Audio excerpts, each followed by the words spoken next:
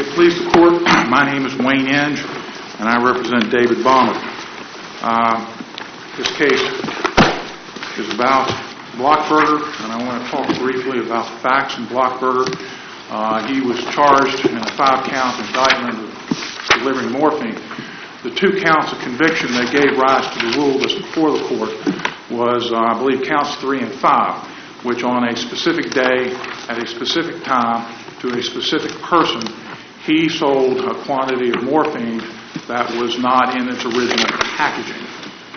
The other count of conviction was the same exact delivery, same date, same time, same location, same purchaser, but that the morphine was not delivered pursuant to a doctor's order. The United States Supreme Court found that was okay. Specifically, that facts are very, very similar, if not identical, to the factual arrangement situation that we have here. One discrete, non-divisible act that simultaneously violates 2 separate statutes. Counsel, you're all quite familiar with Blockburger.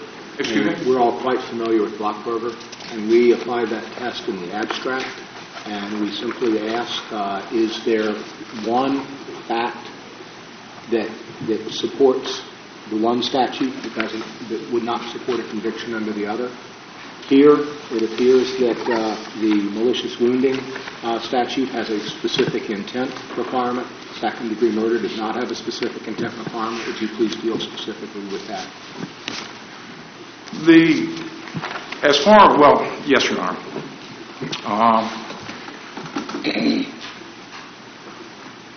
I concede that the elements of the 2 offenses are different, and that the intent of each statute is different, although they are very similar.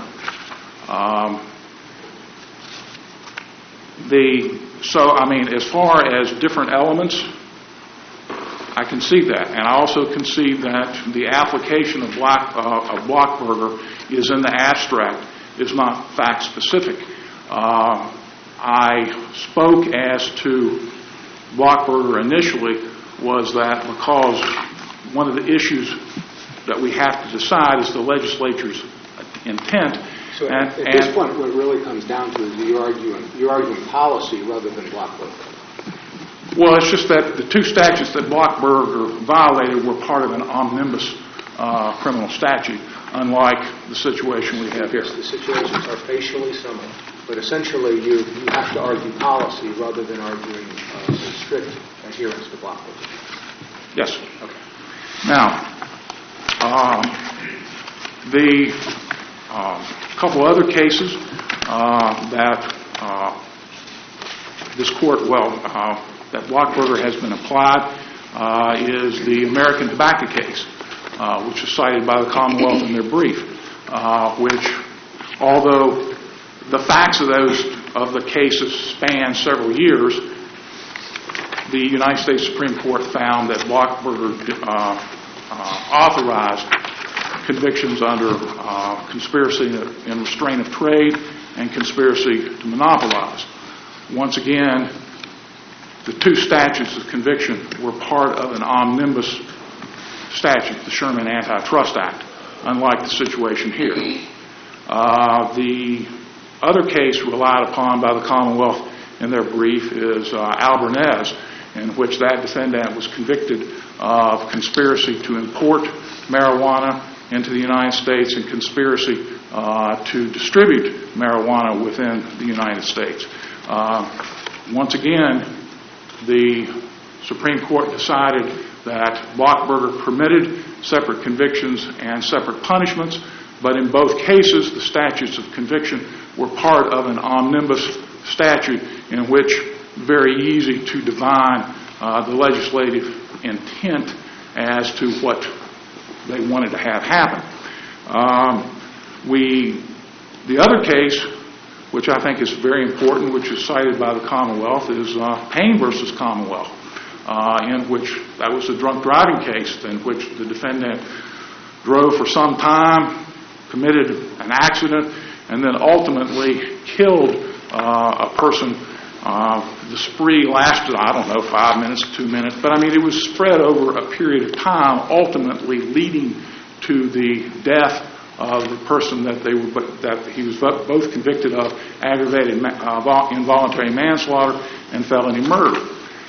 There you have a situation in which you have a specific statutory authorization that permits that. Likewise, you have situations in which a person can be convicted and separately punished for using a firearm in the commission of a felony. What we have here is that we have murder as a common law offense, and then we have aggravated malicious wounding as a statutory offense, in which there is no connection. It's just the legislature only acted as to the aggravated malicious wounding, and they did so knowing about, common law offenses in general.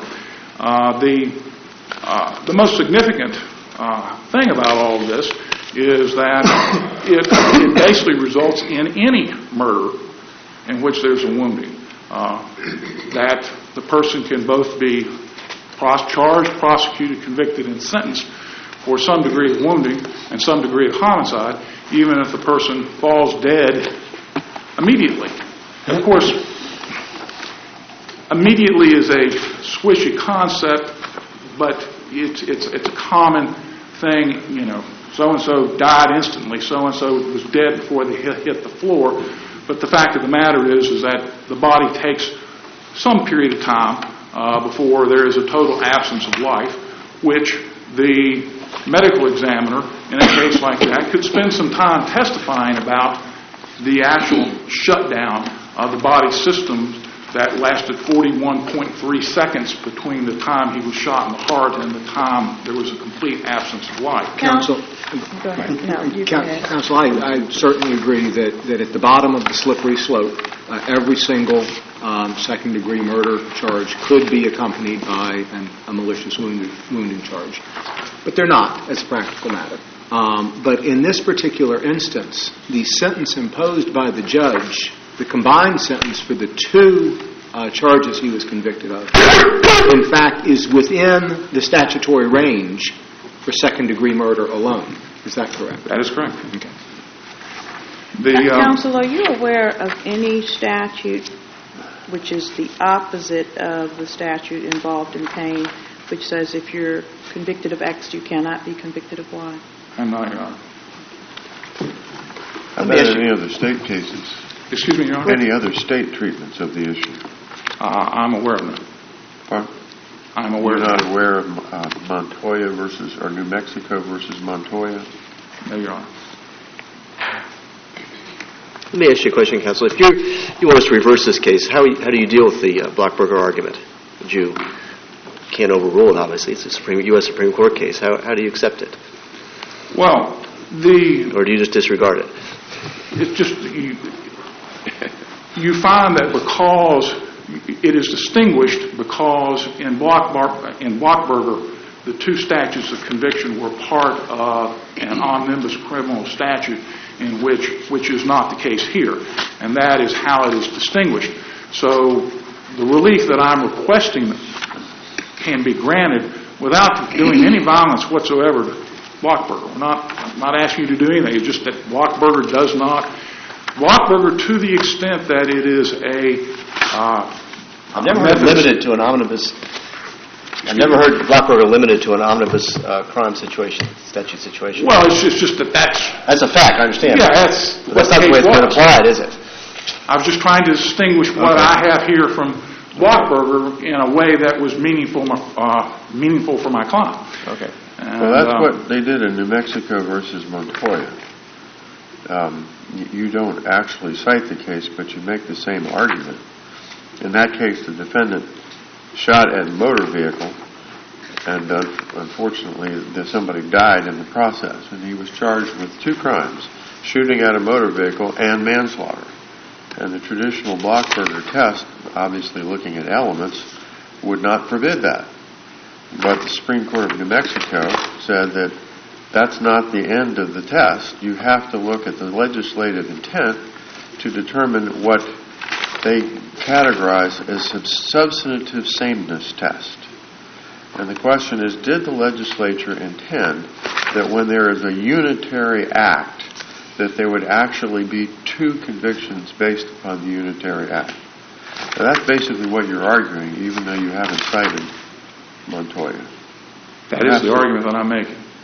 Perhaps the Commonwealth could respond to it. If there aren't any other questions, I would like to reserve the balance of my time for rebuttal. All right, thank you.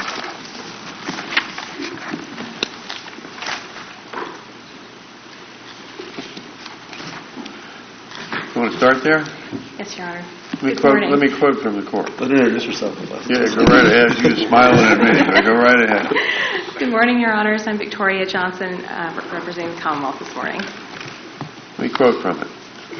If several statutes are not only usually violated together, but also seem designed to protect the same social interest, the inference becomes strong that the function of the multiple statutes is only to allow alternative means of prosecution, and a substantive sameness test is provided, and the court says where both convictions are premised on the unitary act, one of the convictions must be vacated. Now, he didn't cite that. That's exactly what he's saying. And the Supreme Court of New Mexico has embraced that test as being a part of the Blockberger analysis. You don't just look at elements, but once you find that the elements have disparate aspects, that you have an obligation under the Fifth Amendment, and the Blockberger concept to look as to whether or not there is substantial sameness that has come about because of a unitary act. That's what he's arguing. Yes, Your Honor. I have not read that case because I did not look into New Mexico law in preparation for this argument. However, I think in the portion of the case that Your Honor read, there was something about whether the crimes protected the same social interest. That is one of the reasons for the conclusion. Mm-hmm. Well, I submit then to the court that these two crimes, aggravated malicious wounding and second-degree murder, do not protect the same social interest. But I think the same social interest is to keep people from shooting other people. Well, there is that interest. It just happens to be that he died in this case. Well, however, there is the interest that the Commonwealth has, that the General Assembly certainly has recognized, in punishing those who kill their victims and punishing those who cause severe injury to their victims such that they are permanently disabled and suffer for a period of time before their death. And I submit that the General Assembly has manifested an intent that those two crimes be punished separately. Where is the manifest intent? Where do we find that? Well, Your Honor, I would take recourse to the Blockberger test if I'm allowed. Well, we don't get to Blockberger. Okay. We get to Blockberger because we can't determine the legislative intent. Isn't that correct? Yes, Your Honor. Well, I was responding to Justice Fleming's... Oh, I'm sorry. You were still sorry. answering his question. I was responding to the New Mexico case, but but that's his argument. I mean, I'm just telling Right. you there's one state in the United States that has actually accepted that argument and has stated that the real reason for this is to provide alternative means of prosecution, but not to provide separate convictions because of a unitary act. And that's his argument. And as the law is now in the Commonwealth, the Blockberger test is currently the law, and in similar cases, this court has applied the Blockberger test. Well, I guess the question is, if you're going to deal with twice being placed in jeopardy, it's not just a question of the law of the Commonwealth. Well, yes, Your It's Honor. a United States It's a United States constitutional constitutional provision, Right. and the United States Supreme Court has given us the Blockberger test. They have. And they have not given us the Montoya test. That is a fact. Yes, Your And Honor. you're absolutely right about that. But I am suggesting to you that one, or actually more than one, Richardson versus Indiana, has also accepted that test. There's two cases I can find that actually embrace his argument under a Fifth Amendment double jeopardy test or analysis. Yes, Your Honor. And I would stick to my answer that as far as the competing social interests, here, our General Assembly has enacted two statutes, one of which punishes a severe wounding that leads to a permanent disability, and another one that punishes murder. And I think that those are two separate interests that Would you can be concede that punished. it's a unitary act? Yes, I absolutely concede it is a unitary act. There is a single stab wound. Are you aware of any statute on the books that says if you punish someone for X, you cannot punish them for Y? I'm not. I thought there was in the back of my head, but I can't find it. I am aware of Code Section 18.223.1, which bars conviction for conspiracy after a defendant has been tried and convicted for the substantive offense. I'm not So sure. that's a subsequent conviction. Yes, it's a Okay, subsequent not a- conviction, not a... And Not a I wrongful ask punishment. because it seems to me our first analysis seems to be if we can define the legislative intent.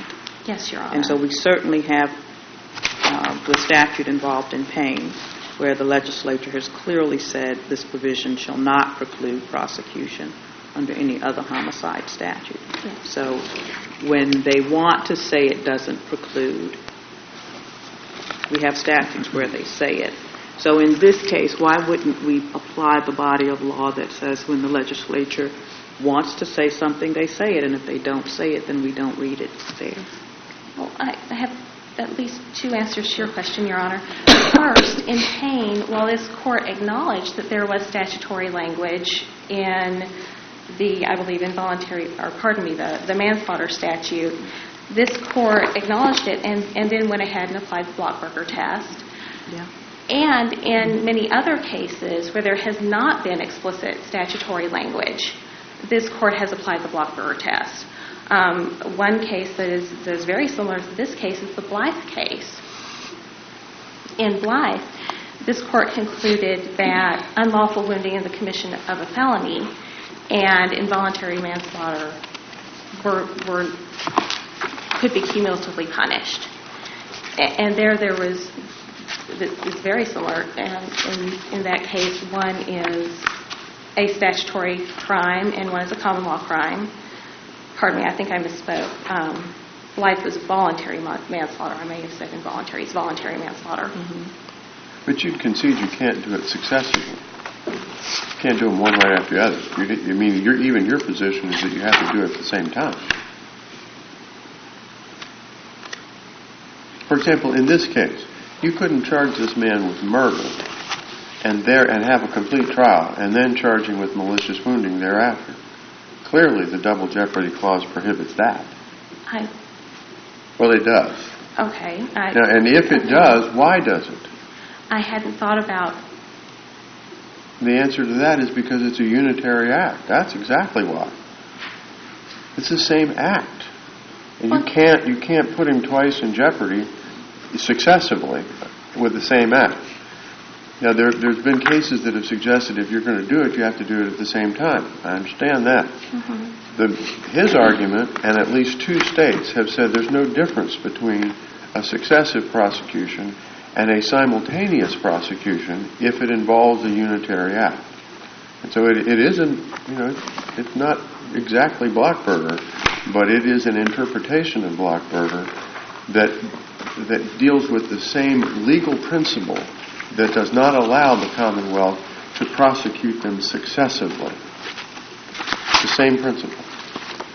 And here, Your Honor, there certainly was no successive prosecution. And again... Well, but you're missing my point. Yes, I am, Your Honor. If you can't do it successively because it violates the double jeopardy clause, but why is that?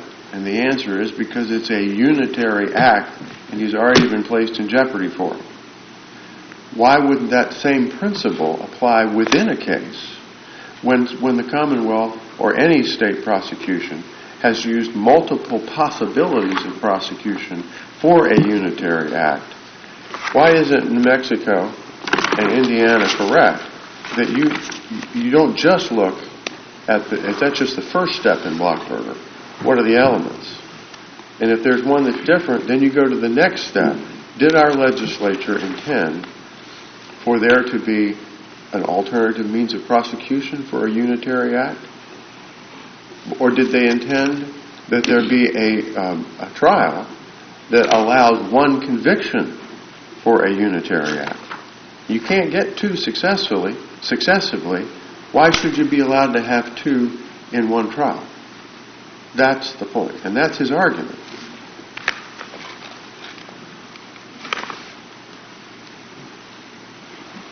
Your Honor, having not read the cases from New Mexico and Indiana, I don't believe that I can adequately address them. I'm happy to submit a supplemental brief to the court if the court would like me to do that. Well, I mean, it's not your fault. You didn't cite them. I mean, I don't fault you for that. I mean, you respond to what the appellant cites. He didn't cite any of those cases. So please don't think I'm, chastising you for it, because I'm not. Oh. But he does make the argument. He just doesn't have the citations to support. Yes, Your Honor. And with that said, Your Honor, I would still stick to the argument that I raised in my brief, which is that the first step in the cases that this court has, relying on this court's precedent, relying on Blythe and relying on Payne and relying on the United States Supreme Court cases, the first step in the double jeopardy analysis in this kind of situation is to look at the plain language of the statute and to see if the legislative intent is discernible. If it is not, then the Blockberger test is applied. And the Blockberger test is, in essence, when you've got this sort of situation, the Blockberger test is the default principle where you examine the elements and you first ascertain whether there's a legislative intent that two crimes be violated. I'm sorry, Your Honor, I didn't quite catch the first part of your question. The Blockberger test is the default, and you only go to that if you can't discern the legislative intent as to whether it's to be two separate crimes. Yes, Your Honor. That's your position? Yes, Your Honor, that is correct. Okay. And I base that on the United States Supreme Court decision in Dixon that stated that is the correct test to use. So in the Andrews case, which the Court of Appeals talked about some, because I think the appellant had relied on that in the Court of Appeals. I don't think he really did here. Where we, in the capital murder statute, we said that it wasn't the General Assembly's intent for those two subsections, and I've forgotten what they were. One was multiple murders in 3 years in the same time or something. That wasn't the legislative intent that a single transaction, a single event would at the same time violate both of those statutes. And we didn't really do a true Blockberger analysis there, did we? No, Your Honor. Because we stopped at the legislative intent. That's correct, because the legislative intent in Andrews was plain. For this case to be like Andrews, though, Mr. Balmer would have had to be convicted of, malicious wounding by shooting, cutting, stabbing, etc. And plainly that would be a problem. In Andrews, though, it was pretty plain that the General Assembly didn't intend for a defendant to be prosecuted for each factual predicate under the capital murder statute. That was my understanding. If there was only one murder, or it was more than one murder, but it was at one point in time, it was a unitary act. Yes, Your Honor. However, this is a different situation. These are two separate statutes that one criminal act violated, much like in Payne, where the Kelly Payne's act of driving violated two statutes when she hit and killed a pedestrian. Actually, her act of hitting and killing the pedestrian violated the two statutes. Let me give you another example of where the same principle was taken. You can't be convicted of one offense and the lesser included offense of that offense. Yes, Your Honor. Even if the elements are different. I mean, the elements are different in a lesser included offense by definition. Right. You can't be convicted of both of them. Why? Because it's a unitary act. That's exactly why. Even where the elements are different, you can't do that. Now, all his argument is, and the argument accepted by at least two courts is that principle equally applies, even under, like, for example, you have two statutes, assault and battery, malicious wounding. You can't be found guilty in a single act for both assault and battery and malicious wounding. Why? Because it's a unitary act. That's why. So even though the elements are different, all he's arguing, and all New Mexico and Indiana have now embraced, is that Blockberger isn't the end of the analysis. And in response to the lesser included issue, aggravated malicious wounding and murder are not lesser included offenses, one plus the other, Your Honor, and there's never been any contention in this case that they were. No, we're talking about the same principle. You're exactly right in what you just said. It's the principle that they want to graft into this circumstances because they can't imagine why it wouldn't apply. Because you get this what at least seems to viscerally to be a ridiculous outcome. Somebody gets shot and they die immediately. Well, what's immediately? It's got to be a couple of seconds, right? Somebody gets shot and they die 10 months later. I don't know of any prosecutor that brings both murder and malicious wounding charges to somebody who dies within seconds. Mm-hmm. It's just not done. And in this case, he dies sometime later, and now it is being done. The unitary act concept requires you to go beyond the elements of the offense in Blockberger to determine whether or not there's a legislative intent to be convicted of two offenses on a single unitary act. And we don't do it if it's successive, and we don't do it if it's a lesser included offense. So why should we allow it here? That's the argument he makes, even without the citation to these cases. And I rest on my argument that I raised in my brief and ask the court to affirm. Thank you, Your Honors. Thank you. Rebuttal? If the court has any other questions, I'll be more than happy to answer them. Otherwise, I will waive the balance of my time. All right. Thank you very much. Thank you very much. Court will take a short recess. All right.